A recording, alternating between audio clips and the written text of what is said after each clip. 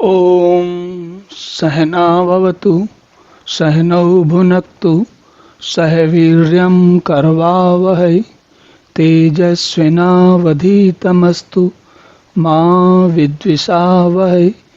ओम शांति शांति शांति।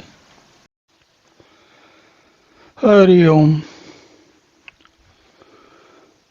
तो हमने पिछले श्लोक में देखा कि भगवान ये बता रहे थे कि जो स्थिति प्रज्ञ पुरुष होता है वो किस प्रकार अपनी इच्छाएं, आसक्तियां, मनोवृत्तियों को उसी प्रकार समेट लेता है जिस प्रकार कूर्म, कछुआ जो होता है वो अपने अंगों को समेट लेता है। अब मैं आपको एक अलग बात पर आपका ध्यान दिलाता हूं।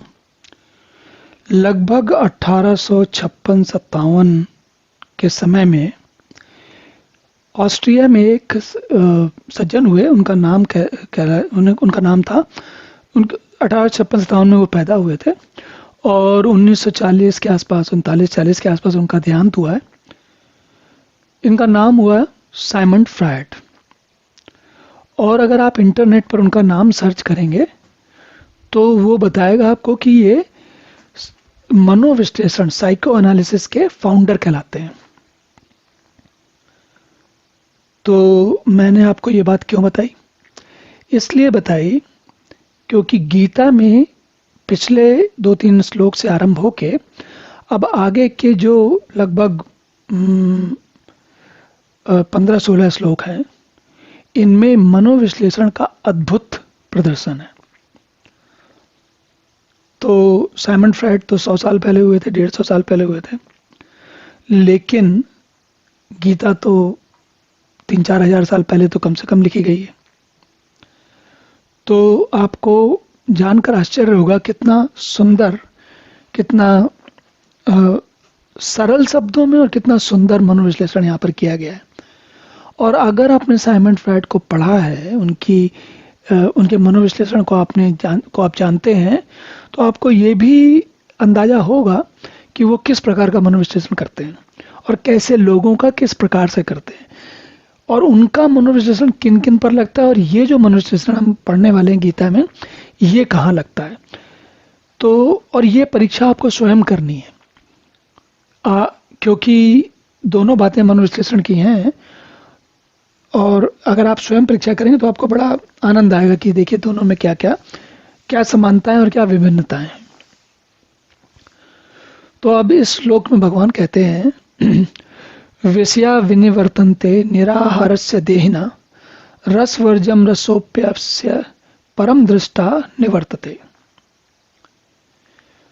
तो भगवान कह रहे हैं विषया विनिवर्तन्ते, जो लोग विषयों से विनिवर्तन मतलब दूर होते हैं, अपने आप को हटाते हैं, वो क्या करते हैं?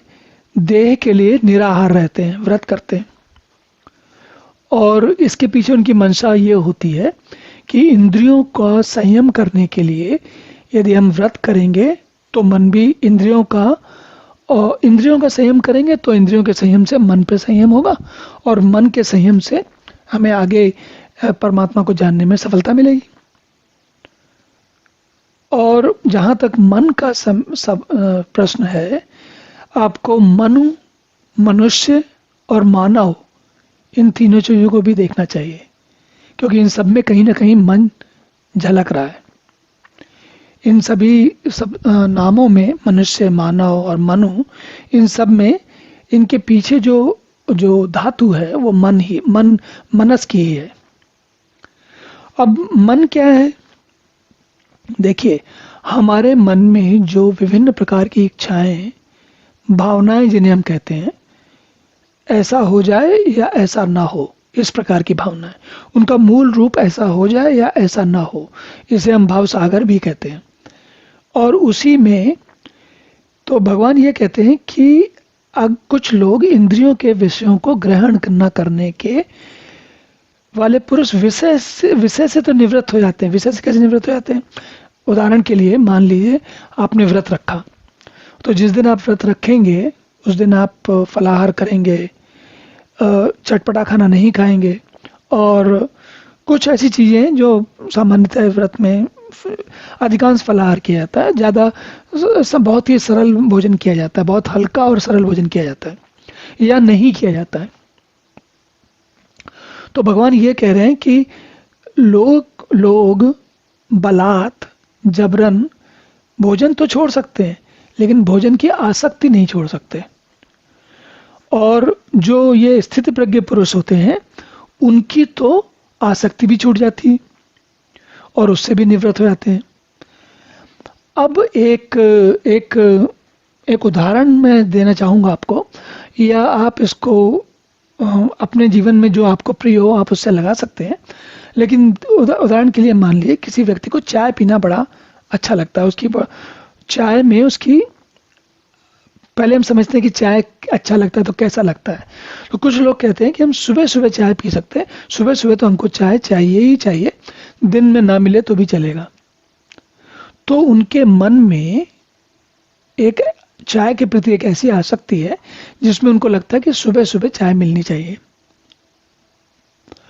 और अगर कोई उनसे कह दे कि भाई तुम चाय छोड़ दो, तो वो उनको एकदम से झटका लग जाता है, उनको चिंता पड़ जाती है कि अब चाय छोड़ देंगे तो कैसे काम चलेगा। तो उनकी आसक्ति जो है चाय के प्रति बहुत गहन है, बहुत गहरी है, बहुत दृढ़ है। लेकिन वही व्यक्ति अगर चाहे और धीरे धीरे प्रयास करे तो चाय की आसक्ति से निवृत्त हो सकता है।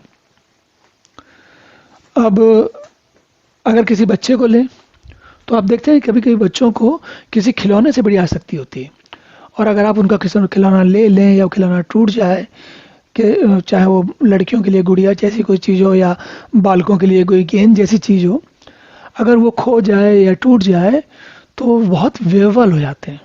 क्यों विह्वल हो जाते हैं?